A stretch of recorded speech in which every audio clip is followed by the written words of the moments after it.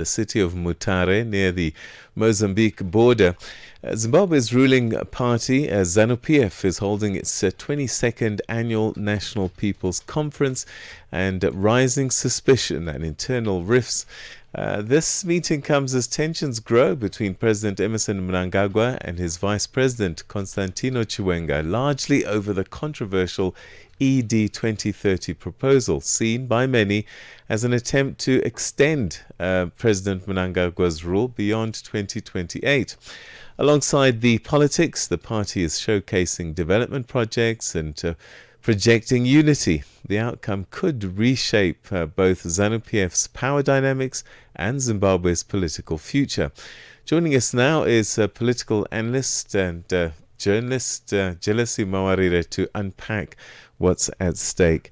Jealousy, always good to talk to you. Thank you so much indeed for joining us, and welcome.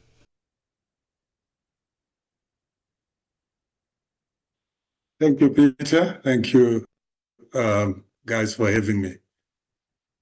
All right, let's start with how significant this Zanu-PF conference is this year compared to past ones. Is this one especially consequential? Yeah, it's very, very important for Zimbabweans. It's no longer important just to Zanu-PF, but it is now important to all peace-loving Zimbabweans, all Zimbabweans that have faith in their constitution, because this particular conference has been designed and is being held in order to mutilate our constitution and procedurally make President Emmerson Mnangagwa go on until 2035. So talk to us about this ED 2030 campaign and what it's doing to the party. We heard the president talk about a lack of discipline. Who was he aiming that at, and what is the state of play?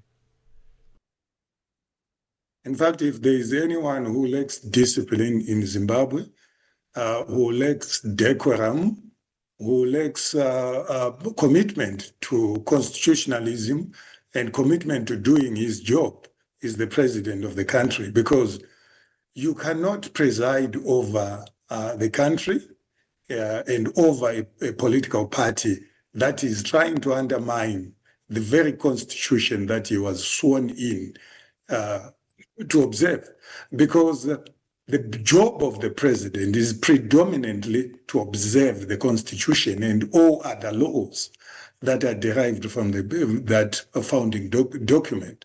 So he has presided over party meetings that seek to undermine the very constitution that he is sworn in to defend.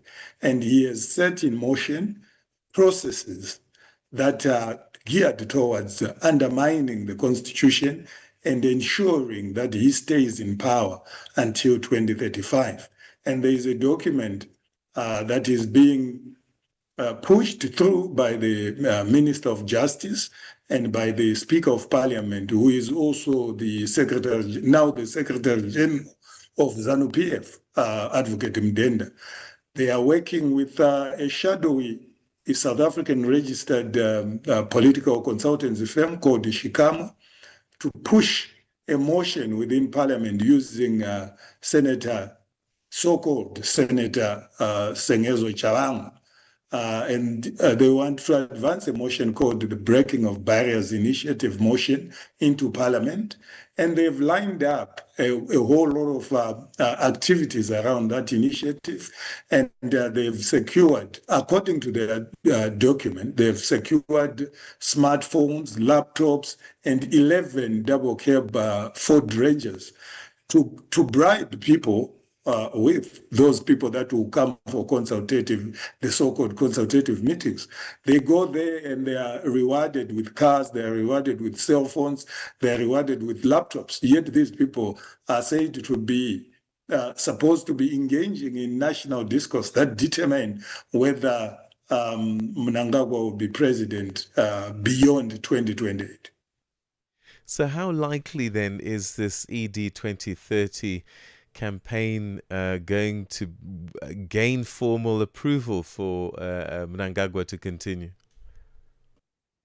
With Zanu-PF, it has become very clear that Mnangagwa has made himself the law, and he has actually robbed in very toxic characters. You can see the response by the Justice Minister to allegations that were raised by Vice President Chiwenga on several issues, but particularly on the issues of corruption that I'm interested in.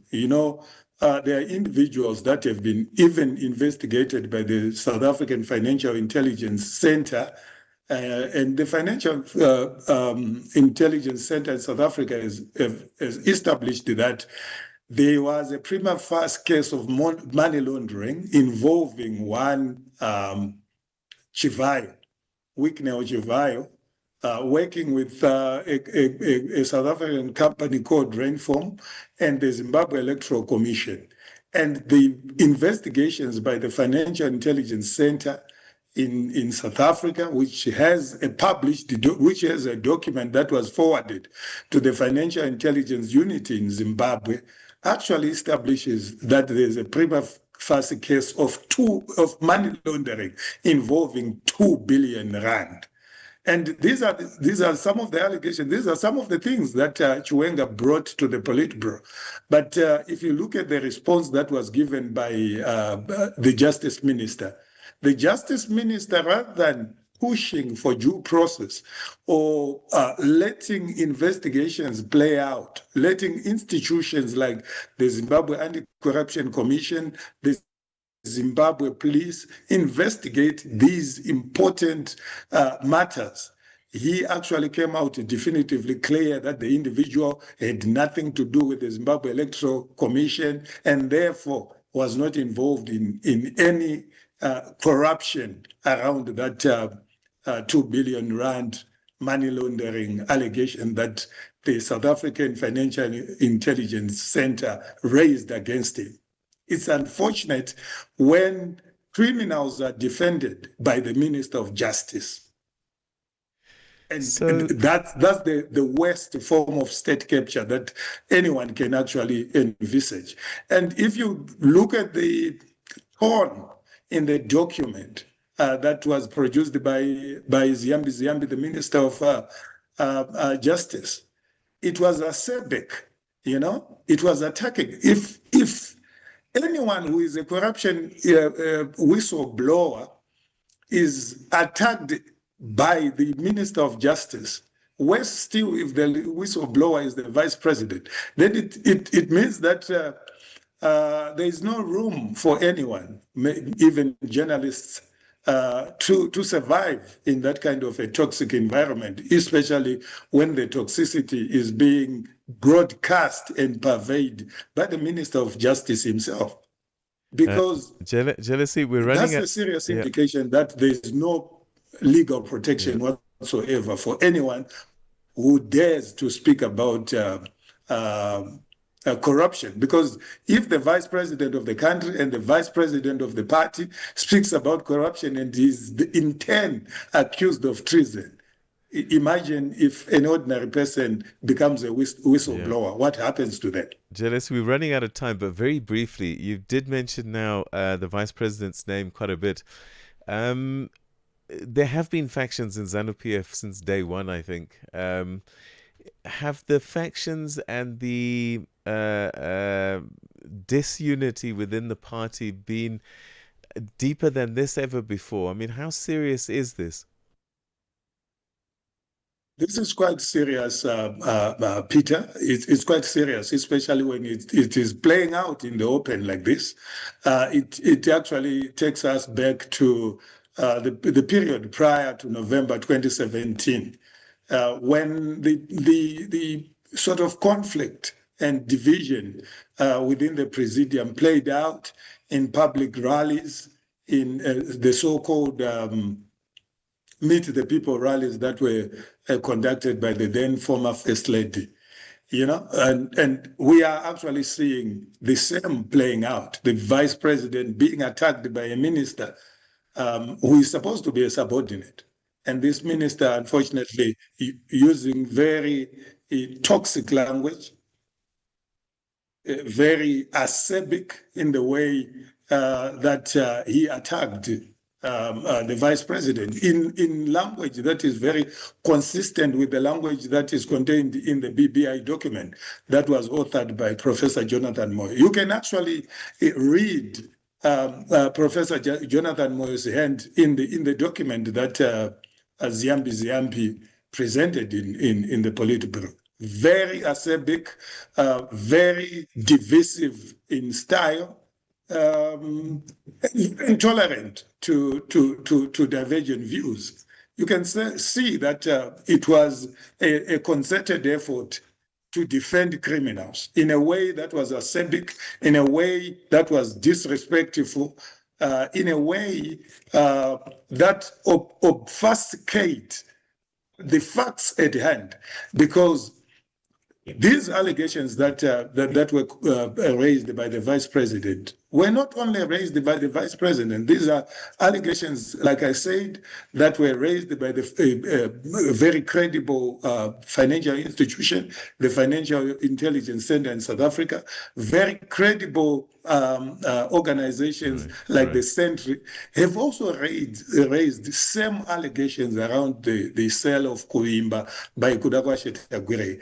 So for a whole justice minister then to sit in the Politburo and assume that his judge and jury over the same allegations is quite unfortunate, especially when there haven't been efforts to involve investigating state institutions. All right. Thank you so much indeed. Your insights on the situation in Zimbabwe was greatly appreciated. Thanks for your time, Jealousy. Thank you, Peter. Thank you. That's a Zimbabwean political analyst and journalist, Jealousy Mawarire, giving us some insights into this important Zanu-PF conference taking place this week in the eastern city of Mutare. Get Channel Africa on DSTV Audio Bouquet.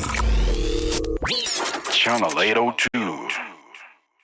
Africa Update on Channel Africa.